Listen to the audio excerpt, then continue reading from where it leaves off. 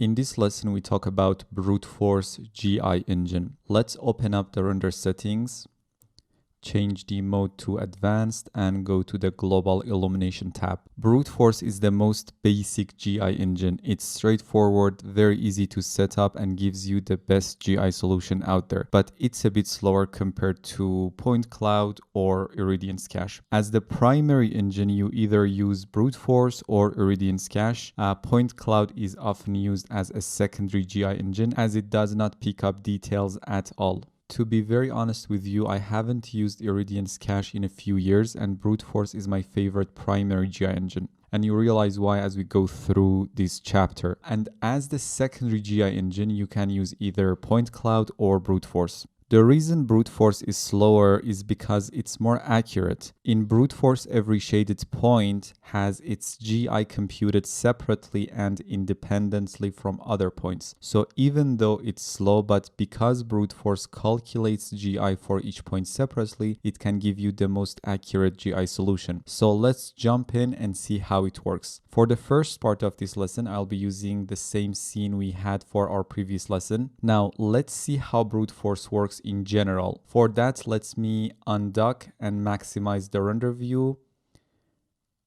and actually load the side camera view here. Our camera is roughly here in the scene. Brute force is a view-dependent GI method, so everything should start from the camera to determine what is in the view and what's not. So the first rays, let's say they are green, are cast from the camera. Now, because in this case brute force is handling our global illumination, every single shaded point, which means every pixel in the view, would get one of these rays. So if you imagine a 1000 by 1000 pixel render, we will have roughly about 1,000,000 initial rays cast from the camera. At each point, we'll have a GI sample, obviously. Let's say they are red. So every single shaded point will get one of these samples when brute force is used as the primary GI method. Now from each sample, the first primary rays in a hemispherical fashion will be cast into the scene and start gathering information from the scene. We call this the first bounce. Just remember this and keep it in your mind. So the primary rays are cast from each GI sample to gather information about the scene. Now, based on that information, the indirect lighting or GI for each point will be calculated. So that's what brute force does if chosen as a primary engine. Now, if brute force selected as the secondary GI engine, from each point on the surface that was hit by a primary ray, a single ray will be traced and starts to bounce back and forth in the scene. The number of these bounces depends on this bounces parameter in the global illumination settings. So the first red rays were the first bounce, and each subsequent blue ray or arrow is another bounce. Let's see how we can use brute force as our GI solution for this scene. We already changed our primary GI engine to brute force. We can change our secondary GI engine to brute force as well. Now, if we set the number of bounces to 1, the secondary GI engine will be disabled. Don't forget, the first bounce is being controlled by the primary GI engine, those red rays. And from the second bounce, the secondary GI engine takes control. And as we decided to only have one GI bounce for now, we don't need the secondary GI engine. To analyze the render a bit better, open up the AOV manager. Let's add our global illumination and our diffuse lighting AOVs. Diffuse lighting is the direct lighting pass and global illumination is the indirect lighting pass or AOV. Now, without changing anything, let's start the render. I won't be using IPR for now and go for final render to see the final result. Now, as you can see, we start rendering the final image immediately when brute force is set as our GI engine. When we cover other GI engines, you realize they actually go through some pre-passes to calculate GI before rendering the final image. So that is another good thing about brute force. This render took about 7 seconds. If you compare it to the render from the previous lesson,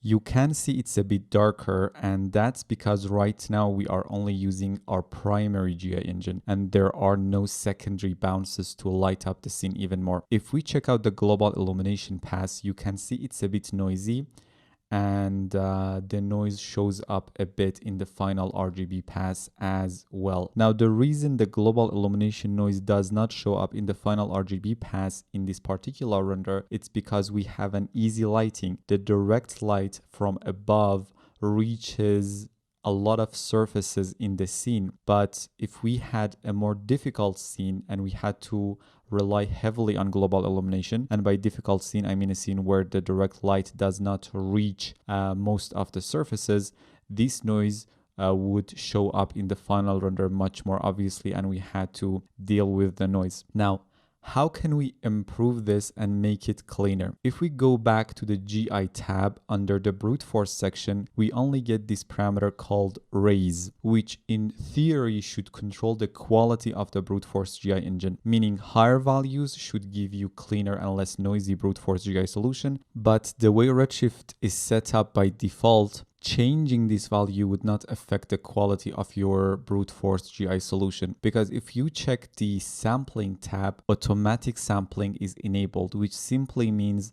Redshift handles the balance between all the noise in the scene from different sources like direct and indirect lighting, rough reflections and refractions, and so on, and it only gives you one parameter to control that noise level, which is this noise threshold value. This threshold value is the same as the bucket quality option in the basic mode.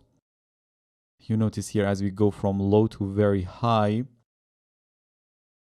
we just decrease this threshold value to get a cleaner render. Let's get back to the advanced mode. So by default, like any other noise, if you want to get a cleaner brute force solution, you can simply use a lower threshold value under the sampling tab. So again, by default, there is no parameter here to control the quality of the brute force method separately when it is set as the primary or secondary GI engine. And that is actually a very good thing. Unlike other GI engines that have tons of confusing options to control how they operate, brute force works out of the box and you just need to handle those high frequency noise visible in your render when using brute force. And that is done with the noise threshold value as I mentioned. So this noise threshold parameter handles noise universally. So if you are looking for a cleaner brute force GI solution, simply reduce this noise threshold value, which reduces other noises as well. We talk about sampling in detail in the rendering section of the course. Let's decrease it for now from 0.01 to 0.005. Take a snapshot from our previous render. And if we render the scene right now, let's take a snapshot from this render as well and compare it with our previous render. We get a noticeably cleaner render, even though the render time has almost doubled from 7 seconds to 12 seconds. We can obviously set our previous render as the A side and our new render as the B side and compare the GI pass as well. And as you can see, it is much cleaner compared to our previous render. Remember, when using brute force, the goal is not to have a ridiculously smooth GI pass. That is just not something feasible, and you don't need that to achieve a noise-free render. You try to make it reasonably clean within a rational time frame, and you can rely on denoiser to get you past the line if needs be. But you see, even at a noise threshold of 0.005, we have a very clean GI solution. Let's try even a lower noise threshold value to get an almost perfect GI solution, maybe 0.002, and take a render. So the render took longer, about 18 seconds, but the result is very smooth and we get a very clean render. We can compare it to our two previous renders and watch the progress, especially when compared to the first render when no threshold was 0.01. This render is much cleaner. For this scene, a no threshold value of around 0.005 is probably enough, but for now I'm gonna use 0.01 to get faster renders. So that's it. A single value can be used to control the quality of your brute force GI solution. The lower the no threshold value, the cleaner your GI solution. That is why I love brute force. It's so simple and user-friendly. We will talk about this raise amount under the brute force settings briefly at the end of this lesson, which can be used to control the quality of your brute force solution separately from other noise sources. We'll learn about sampling and how global illumination sampling works with other sampling settings in the rendering section of the course. Let's move on for now. Obviously, we need to have a secondary GI solution to start bouncing our primary rays to get a more accurate GI solution. So let's for now use brute force as the secondary GI engine as well. And to do that, first we need to have more than one GI bounce. So let's set it to 2 for now. And now make sure your secondary engine is brute force as well and start another render.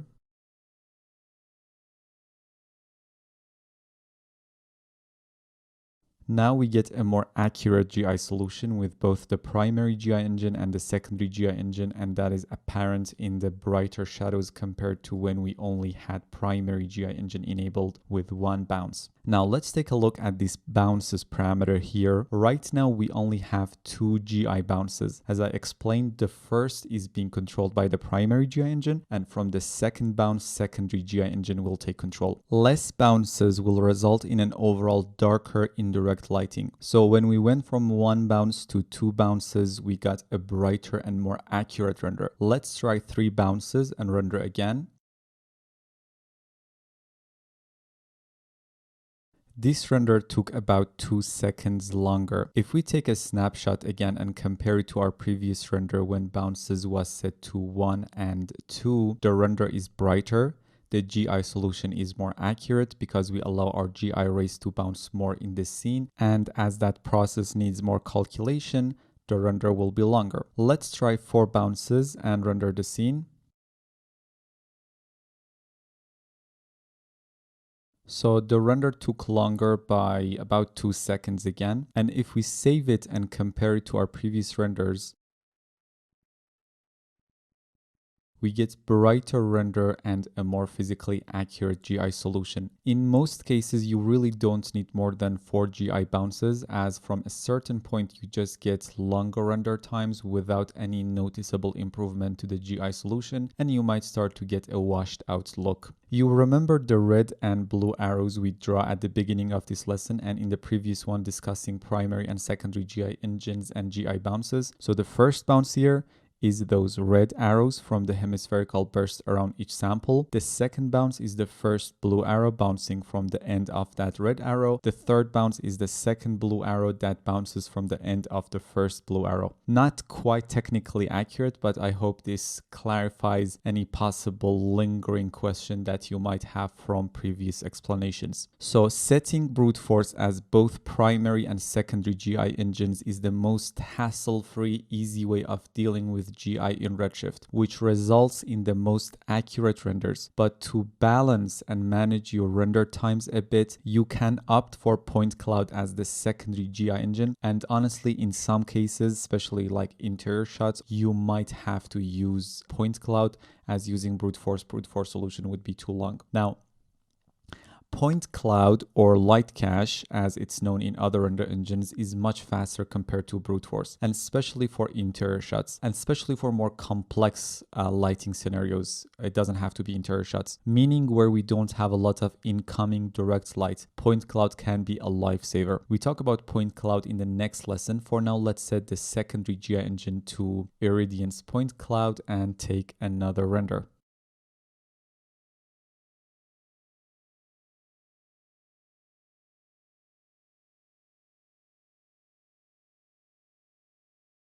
Now it only took 6 seconds. The render time is essentially cut in half, which is amazing. And if I save and compare it to our previous render, which was done with brute force as both primary and secondary engine,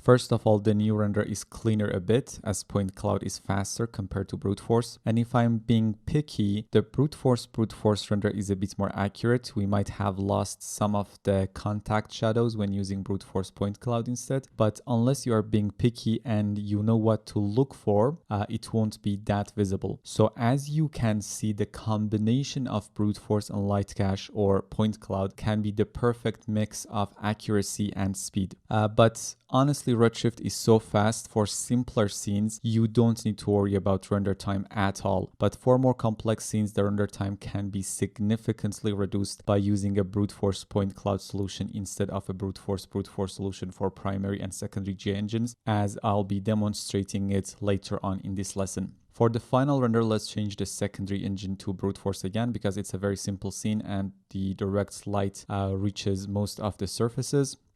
Set the bounces to 4. In the sampling tab, let's reduce the threshold a bit to 0.004 and render the scene again.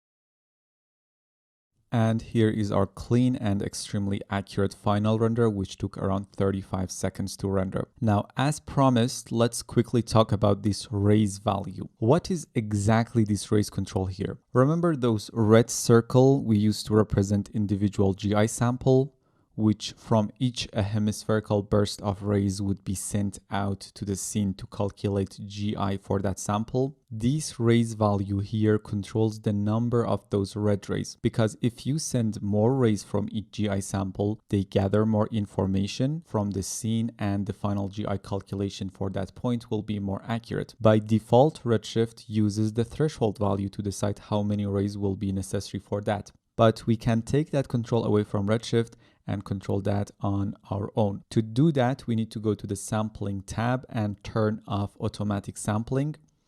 Now we need to personally control proper sampling amount for different things in the scene, like different lights, different shading effects like reflection and refraction, our global illumination, and the rest.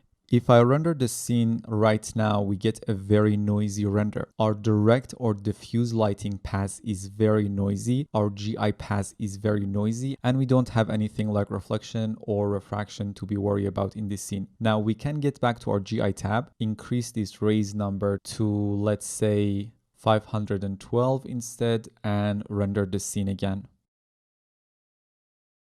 Now we have a much cleaner GI path, but our direct lighting path is still very noisy. We have one light in the scene. Let's select it and increase its samples to, let's say, 256 and take another render.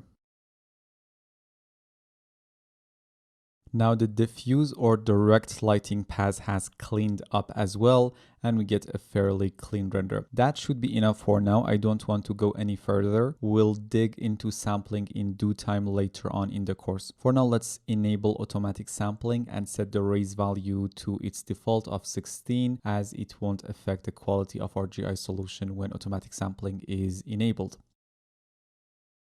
Now let's open up our second scene for this lesson. This is the scene we used for the interior lighting video in the previous section.